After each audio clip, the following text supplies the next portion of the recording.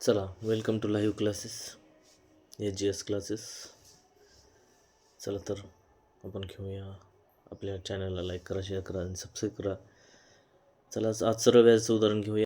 ज्यावेळी ते 12,000 रुपये साल दर शेकडा 9 दराने काही वर्षांसाठी बँकेत ठेवले.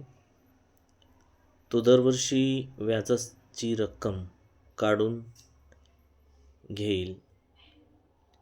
किती वर्षात त्याला व्याजासह एकूण 17,400 रुपये मिळतील. हे उदाहरण आपल्याला सोडवायचं आहे. किंवा काय दिलं आहे नेमकं अगोदर ते उदाहरण सोडवत असताना घ्यायचं असते. तर चला, तर ही 12,000 रुपये जे दिलेले आहे आपल्याला ती मुद्दल आहे. 9 हा काय आहे? दर शेकडा म्हणजे दर आहे. आणि काही वर्षांसाठी म्हणजे इथं काही दिलं नाही आपल्याला कालावधी किती वर्ष, तर व्याजसुद्धा दिलेलं नाही या ठिकाणी. तो रोज यायचा बँकेतून आणि फक्त व्याज घ्यायचा दरवर्षी घेऊन जायचा.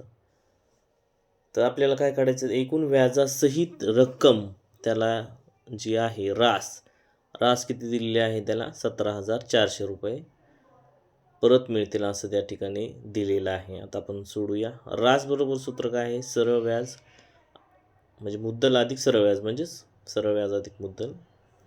17,400 रुपये दिलेले, सरळ व्याज काढायचे आपल्याला. आणि मुद्दल किती दिली? 12,000 रुपये. चला, तर सरळ व्याज बरोबर 17,400 वजा 12,000 म्हणजे आपल्याला सरळ व्याज मिळालेलं आहे 5,400 रुपये. आता 5,400 रुपये मिळालेले आहेत, यावरून आपल्याला काय काढायचं आहे? किती वर्षात त्याला व्याजासह रक्कम मिळेल. तर चला, सरळ व्याज सूत्र लिहा. म गुणिले द गुणिले क भागिले 100. आता याच्यामध्ये किमती टाकून देऊयात आपण.